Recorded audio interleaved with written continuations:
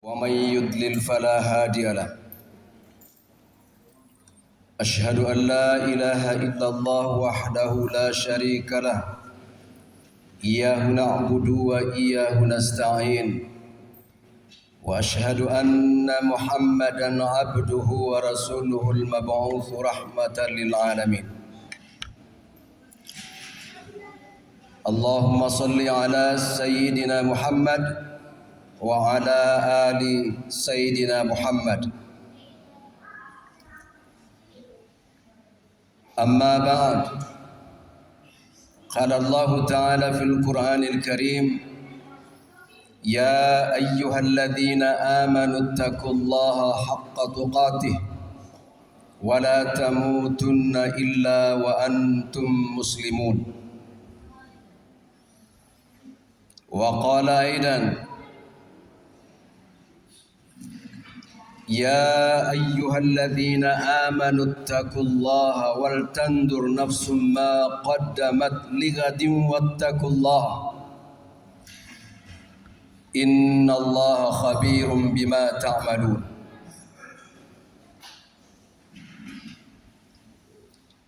صدق الله العظيم وصدق رسول النبي الكريم.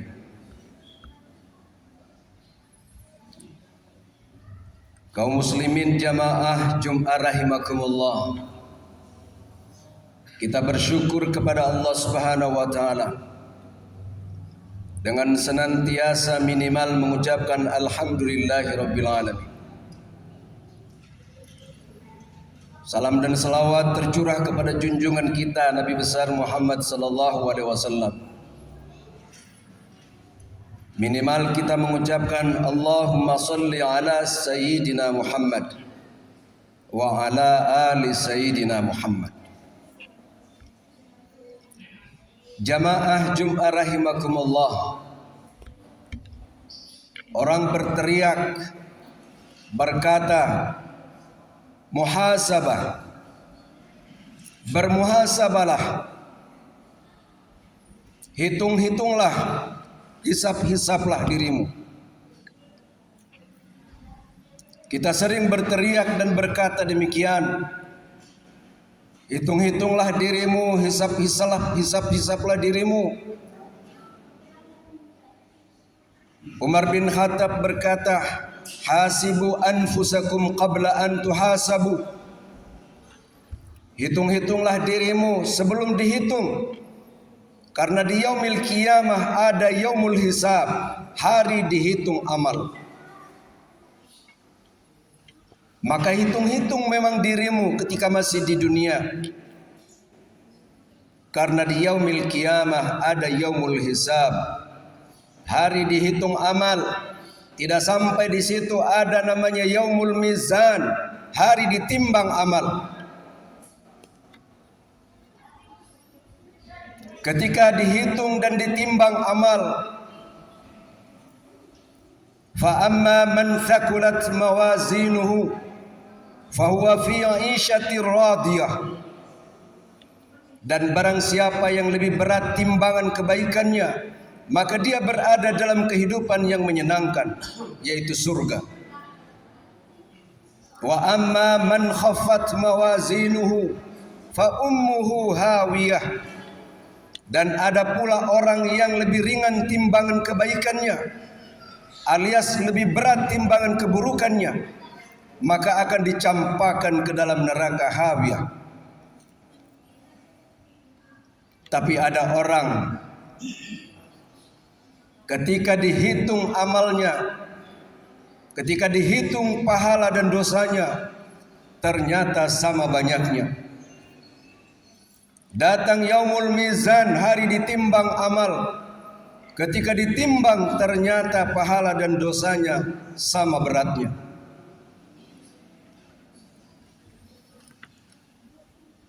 Maka selalu teriakan muhasabah, bermuhasabalah, hitung-hitunglah dirimu. Bulan suci Ramadan telah berada di ambang pintu, telah berada di depan mata. maka berhisap-hisaplah dirimu sebelum memasuki bulan suci Ramadan. Maka apa yang harus dihisap, apa yang harus dimuhasabah? Yang pertama adalah ibadah. Jamaah Jum'ah yang saya muliakan, seharusnya yang harus kita hitung-hitung, seharusnya harus kita muhasabah adalah ibadah yang telah kita lakukan.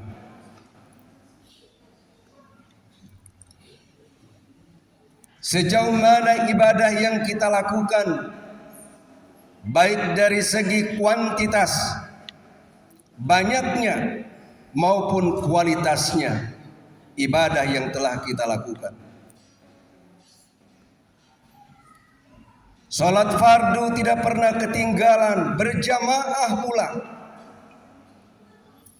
Ditambah lagi dengan salat-salat sunnah, bahkan bangun di tengah malam untuk tahajud. Secara kuantitas luar biasa, tetapi bagaimana secara kualitas? Sumbangan sedekah kita luar biasa secara kuantitas, tetapi secara kualitas ini yang harus dimuhasabah.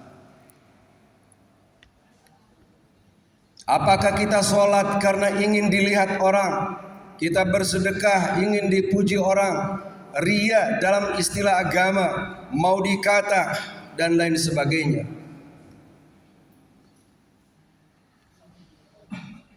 Secara kualitas harus dimuhasabah. Kenapa? Karena manusia diciptakan tujuannya adalah beribadah kepada Allah Subhanahu wa taala.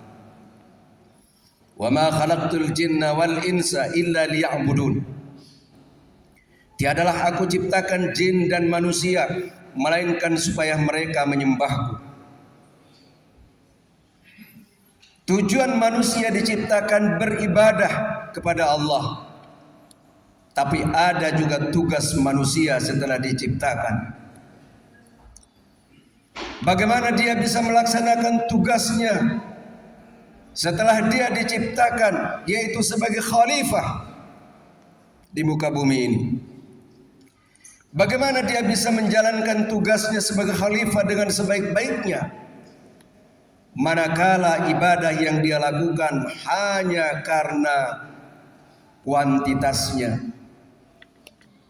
tapi nilai kualitasnya jauh dari harapan Allah Subhanahu wa taala.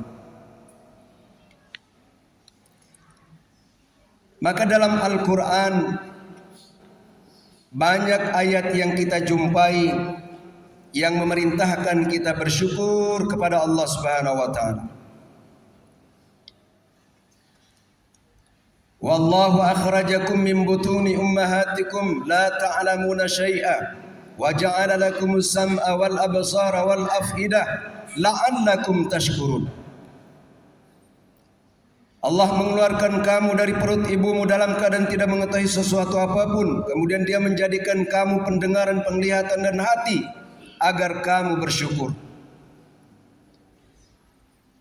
Namun dalam perjalanan hidup manusia, setelah tujuan diciptakannya agar dia beribadah kepada Allah, diberikan tugasnya sebagai khalifah, tapi apa yang didapati oleh Allah Subhanahu wa taala?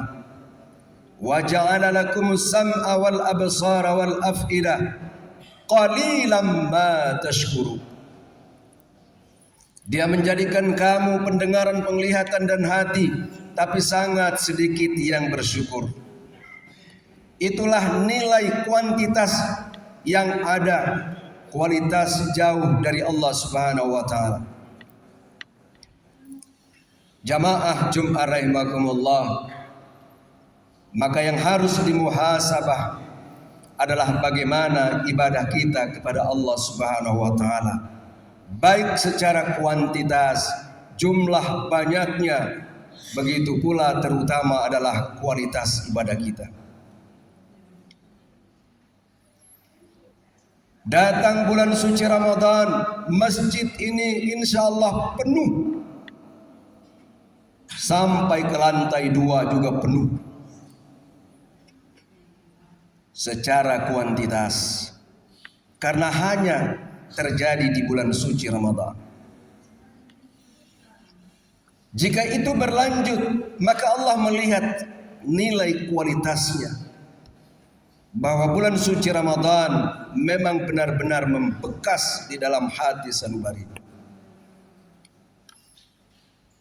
Bermuhasabalah terhadap ibadah yang telah kita lakukan.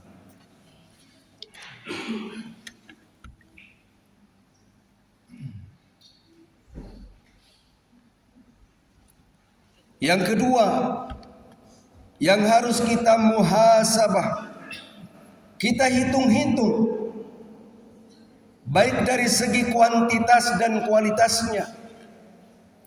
Jangan sampai hal yang kedua ini merepotkan kita di yaumil qiyamah, menyulitkan kita di yaumil qiyamah. Jamaah Jum'ah rahimakumullah. Jika umur ditanya, maka Allah akan bertanya, umur kau gunakan untuk apa? Badanmu yang sehat itu digunakan untuk apa? Ilmu kamu gunakan untuk apa ilmu itu?